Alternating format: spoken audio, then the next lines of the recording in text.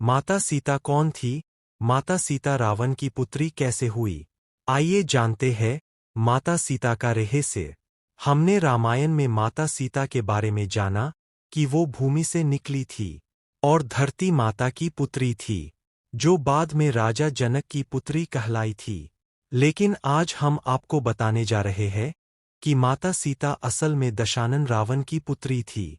वास्तव में माता सीता रावण और मंदोदरी की बेटी थी। इसके पीछे बहुत बड़ा कारण थी वेदवती। माता सीता वेदवती का पुनर्जन्म थी। वेदवती एक बहुत सुंदर, सुशील धार्मिक कन्या थी, जो कि भगवान विष्णु की उपासक थी और उन्हीं से विवाह करना चाहती थी। अपनी इच्छा की पूर्ति के लिए वेदवती ने कठिन तपस्या की। उसने सांसारिक जीवन छोड़ स्वयं को तपस्या में लीन कर लिया था। वेदवती उपवन में कुटिया बनाकर रहने लगी। एक दिन वेदवती उपवन में तपस्या कर रही थी। तब ही रावण वहां से निकला और वेदवती के स्वरूप को देख उस पर मोहित हो गया और उसने वेदवती के साथ दुर्व्यवहार करना चाहा, जिस कारण वेदवती ने हवन कुंड में कूदकर आत्मदाह कर ली। और वेदवती ने ही मरने से पूर्व रावण को श्राप दिया कि वो खुद रावण की पुत्री के रूप में जन्म लेगी और रावण की मृत्यु का कारण बनेगी। कुछ समय बाद रावण को मंदोदरी से एक पुत्री प्राप्त हुई, जिसे उसने जन्म लेते ही सागर में फेंक दिया। सागर में डूबती वह कन्या सागर की देवी वरुणी को मिली और वरुणी ने उसे धरती की देवी पृथ्वी को सौंप दिया और देवी पृथ्वी ने उस कन्या को राजा जनक और माता सुनैना को सौंप दिया, जिसके बाद वह कन्या सीता के रूप में जानी गई। और बाद में इसी सीता के अपहरण के कारण भगवान राम ने रावण का वध व लंका का दहन किया। जिस तरह सीता मैया धरती से प्रकट हुई थी, उसी प्रकार वह धरती में समा गई थी। रावण के संहार के बाद जब राम अयोध्या पहुँचे, तब उन्हें किन्हीं कारणों से सीता का त्याग करना पड़ा। उस समय सीता ने अपना जीवन वाल्मीकि ऋषि के आश्रम में व्यतीत किया और 2 सुंदर राजकुमार लव कुश को जन्म दिया। राम इस बात से अनभिज्ञ थे कि उनकी 2 अति बलशाली संतान हैं। जब राम ने अश्वमेध यज्ञ के लिए अपने अश्व को छोड़ा, तब इन दोनों राजकुमारों ने उस अश्व को पकड़ लिया और कहा कि अपने राजा को बोलो कि हमसे युद्ध करे। लव कुश भी अपने जन्म के रहस्य को नहीं जानते थे। लव कुश के साथ हनुमान जैसे सभी योद्धाओं ने युद्ध किया, लेकिन कोई उनसे जीत नहीं पाया। तब आखिरी में राम वहां आए, तब उन्हें यह ज्ञात हुआ कि यह दोनों दिव्य बालक उनकी और सीता की संतान हैं। तब सीता को वापस अयोध्या आने को कहा गया। तब सीता अयोध्या की भरी सभा में गई और उन्होंने धरती माँ का आवाहन किया और लव कुश को पिता को सौंप स्वयं को धरती माँ को सौंप दिया। इस प्रकार जिस प्रकार दिव्य जन्म के साथ सीता माता प्रकट हुई, उसी तरह से वो धरती में समा गई। सीता माता एक दिव्य स्वरूप मानी जाती है। इसलिए कहते हैं कि जब रावण उनका अपहरण करने आया था, उसके पहले ही सीता के वास्तविक शरीर को अग्निदेव को सौंप दिया गया था, क्योंकि अगर रावण वास्तविक सीता को बुरी निगाह से देखता तो उसे देखकर ही भस्म हो जाता। अगर ऐसा होता तो मनुष्य जाति को नारी के साथ अपनी मर्यादा का सबक नहीं मिलता, जो कि रावण के अंत और उसके घमंड के अंत के साथ मिला।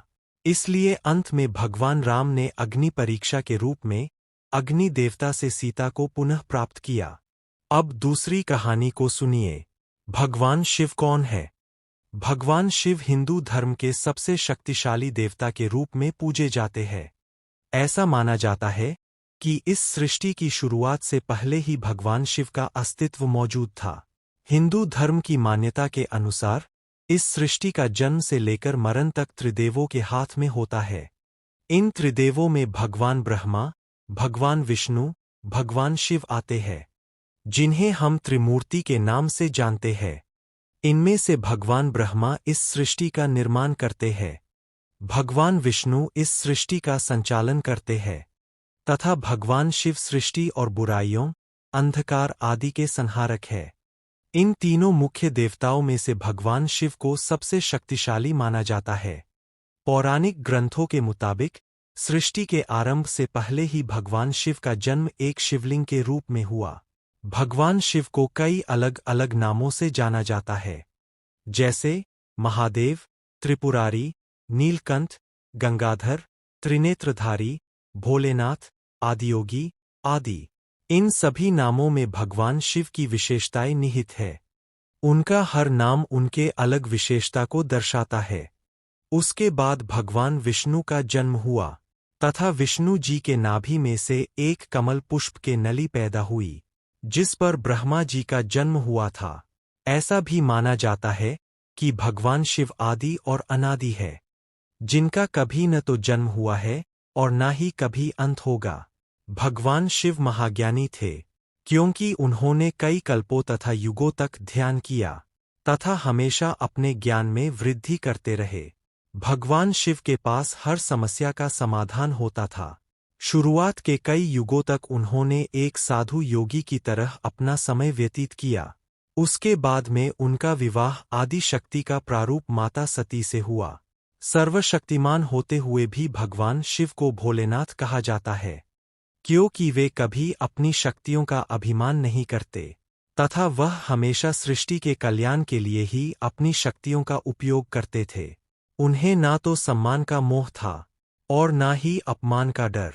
वैवाहिक होने के बाद भी वे हमेशा आदि योगी की तरह ही साधारण वेश में रहते थे। वे केवल एक बेलपत्ता से ही प्रसन्न हो जाते हैं। इसलिए ही भगवान शिव को भोलेनाथ कहा जाता है। सर्वशक्तिमान होते हुए भी भगवान शिव प्रकृति के किसी भी नियम का उल्लंघन नहीं करते हैं। क्रोध आने पर भगवान शिव तांडव करते हैं, जिससे यह धरती कांपने लगती है तथा आकाश फटने लगता है। वे इस सृष्टि के कण कण में विद्यमान हैं। उन्हें पाने के लिए किसी विशेष स्थान पर जाने की आवश्यकता नहीं होती। भगवान शिव का मुख्य शस्त्र त्रिशूल है, जो कि भगवान शिव के साथ उत्पन्न हुए 3 गुणों रज, तम तथा सद्गुण को दर्शाता है। यह महादेव भगवान शिव का सबसे घातक अस्त्र है। इसके द्वारा महादेव ने बहुत से दानवों, राक्षसों आदि का वध किया था। त्रिशूल महादेव के द्वारा मानसिक रूप से संचालित होता है। इसका मतलब यह है कि अपने लक्ष्य को नष्ट करने के बाद त्रिशूल अपने आप ही महादेव के पास आ जाता है। इस त्रिशूल पर हमेशा एक डमरू, जो कि एक वाद्य यंत्र होता है, बंधा होता है। ऐसा माना जाता है कि सृष्टि में संगीत की उत्पत्ति इसी डमरू से हुई है। महाग्रंथों में यह वर्णित है कि एक बार भगवान विष्णु और भगवान शिव के बीच युद्ध हो गया था। तब महादेव ने विष्णु पर त्रिशूल छोड़ दिया था।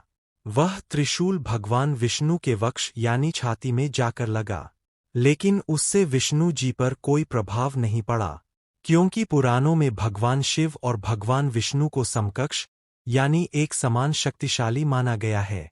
लेकिन फिर भी त्रिशूल के वार के कारण विष्णु के वक्ष स्थल पर 3 घाव हो गए थे।